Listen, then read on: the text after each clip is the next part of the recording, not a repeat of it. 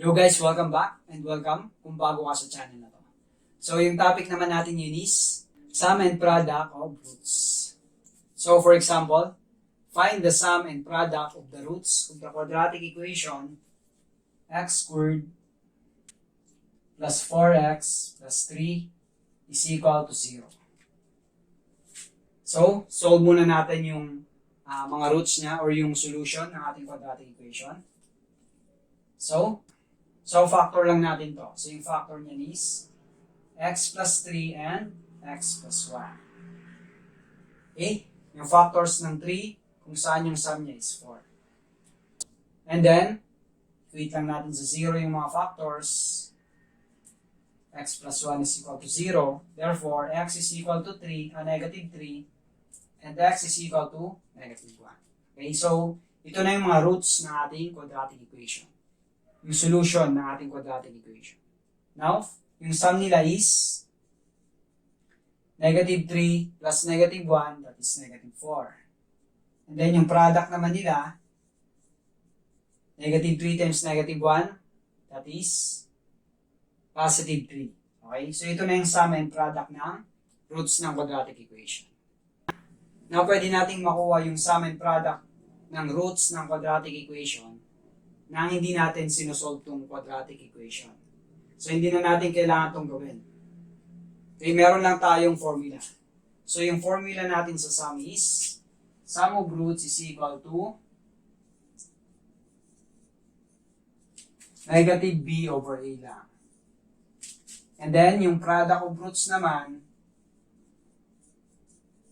is c over a naman yung formula niya. Okay? So, yung standard form ng quadratic equation is ax squared plus bx plus c is equal to 0.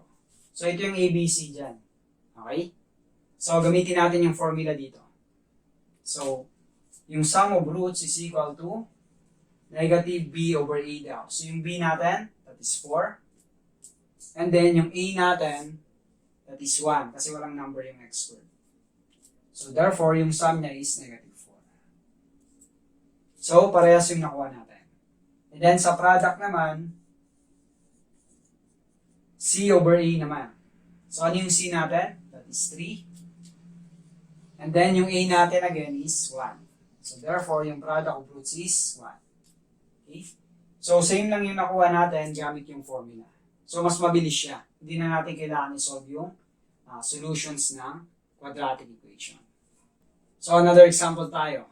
Find the sum and product of roots of the quadratic equation 6x squared plus 12x minus 18 is equal to 0. Okay? So, gamitin na natin yung formula. Hindi na natin kailangan i-solve yung quadratic equation.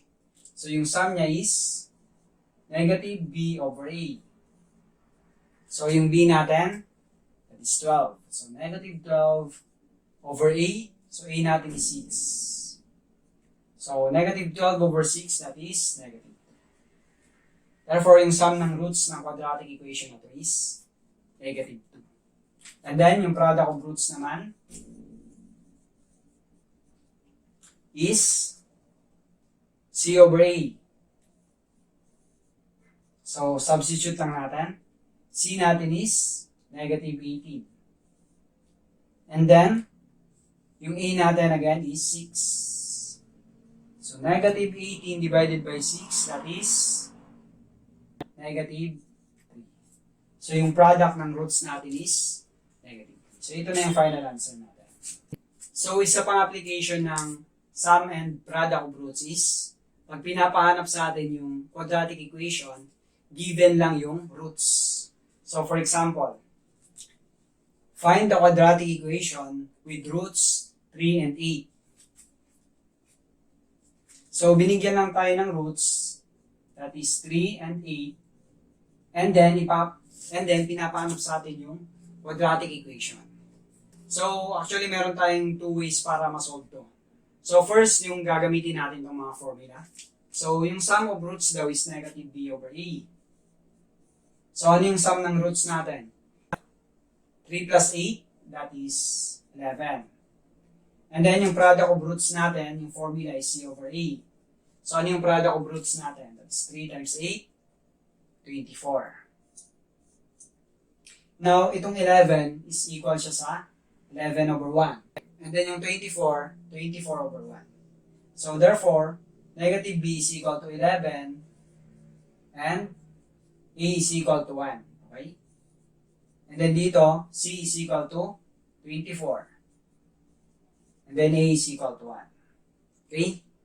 And then ito, kasi negative siya, multiply lang tayo ng negative 1. So, magiging b is equal to negative 11.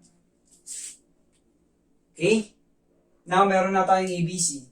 So, ibig sabihin, yung quadratic equation natin is 1x squared minus 11x plus 24 is equal to 0. Okay?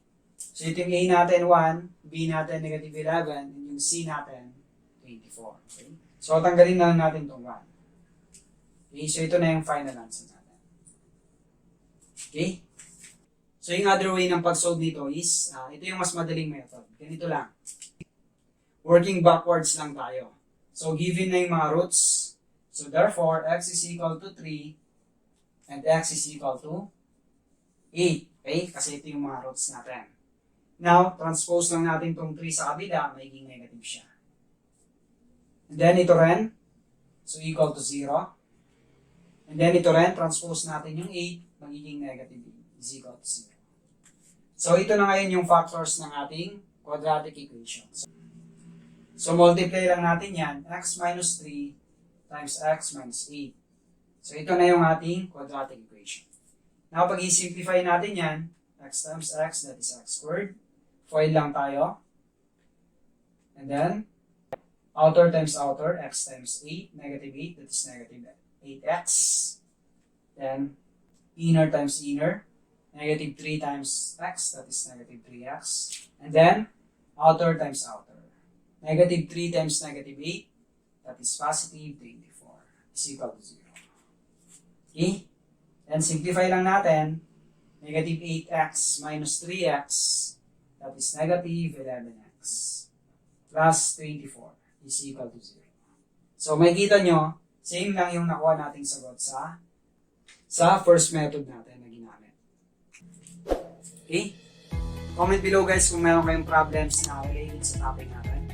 Comment below rin kung nakatulong yung video ito. Thank you for watching and huwag nyo kalimutang i-like yung video.